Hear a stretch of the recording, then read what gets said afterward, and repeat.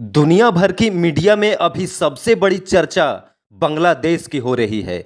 सोमवार को प्रधानमंत्री शेख हसीना ने इस्तीफा दिया और भारत चली आई। इसे लेकर बांग्लादेश के अखबारों में भी खूब चर्चा है। अखबार लिख रहे हैं कि आयरन लेडी जनता के सामने झुक गई। रूसी क्रांतिकारी व्लादिमीर लेनिन ने एक बार जो कहा था वो बांग्लादेश के संदर्भ में पिछले कुछ हफ्तों की घटनाओं का वर्णन करने के लिए बिल्कुल सही है कि ऐसे दशक होते हैं जिनमें कुछ भी नहीं होता है और फिर कुछ ऐसे सप्ताह होते हैं जिनमें दशकों के घटनाक्रम एक साथ घटित हो जाते हैं। सोमवार 5 अगस्त का दिन बांग्लादेश के लोगों के लिए ऐतिहासिक दिन साबित हुआ। पिछले महीने शुरू हुए छात्र आंदोलन ने इतना उग्र रूप लिया कि प्रधानमंत्री शेख हसीना को पद से इस्तीफा देकर आनन फानन में देश छोड़कर जाना पड़ा। इसके बाद देश की सेना ने मोर्चा संभालते हुए कहा कि एक अंतरिम सरकार का गठन किया जाएगा। देश में फैली हिंसा और अराजकता की खबरों से बांग्लादेश के अखबार भरे पड़े हैं। शेख हसीना के देश छोड़कर भारत आने पर वहां के अखबारों में कई लेख प्रकाशित हुए हैं। 15 सालों तक शासन करने वाली बांग्लादेश की आयरन लेडी जनता के विद्रोह के आगे झुक गई। हसीना सेना की एक हेलीकॉप्टर से अपनी छोटी बहन शेख रेहाना के साथ भारत भाग गई।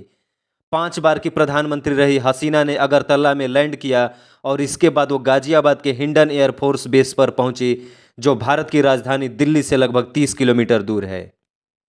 बांग्लादेश में छपे तमाम अखबारों के हवाले से ऐसा बताया जा रहा है कि बांग्लादेश के नोबेल पुरस्कार विजेता और शेख हसीना सरकार के आलोचक रहे डॉक्टर मोहम्मद यूनुस अंतरिम सरकार के मुख्य सलाहकार नियुक्त किए जाएंगे।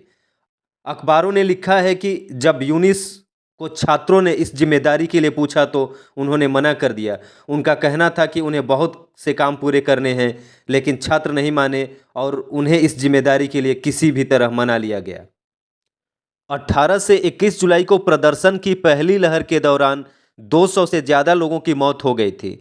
इसलिए हताश प्रदर्शनकारी न्याय की अपनी मांग को बार बार अनदेखा होते देख अंतिम प्रयास में हिंसा का अंत चाहते थे और सोमवार शाम 4 बजे जब देश भर से भीड़ कर्फ्यू की परवाह किए बिना गोनो भवन, बांग्लादेशी पीएम का आधिकारिक निवास की घेराबंदी करने के लिए ढाका की ओर बढ़ रही थी, सेना प्रमुख ने शेख हसीना के इस्तीफे की घोषणा की।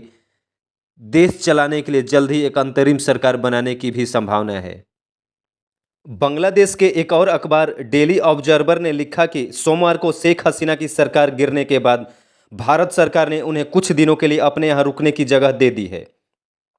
अखबार ने लिखा, इस अवधि के दौरान जब हसीना यूनाइटेड किंगडम में शरण लेंगी तो भारत व्यापक सैन्य सहायता की पेशकश करेगा। भारत में उनके प्रवास को केवल अस्थायी रूप से मंजूरी दी गई है।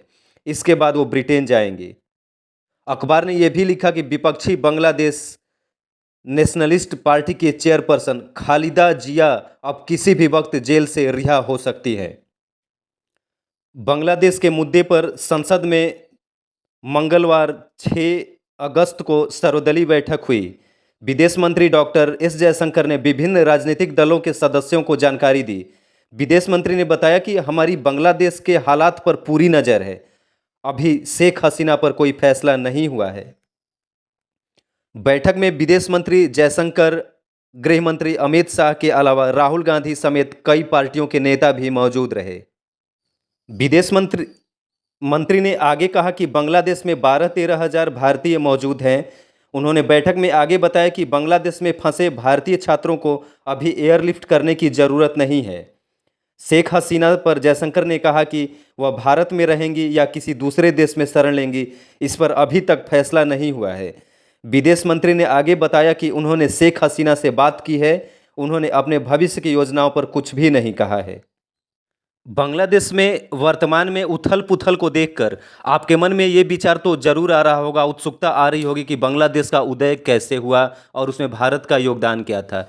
तो ये सब जानने के लिए डिस्क्रिप्शन बॉक्स में आपको लिंक दिया गया है, वो पूरी जानकारी आपको उपलब्ध करा दी गई है।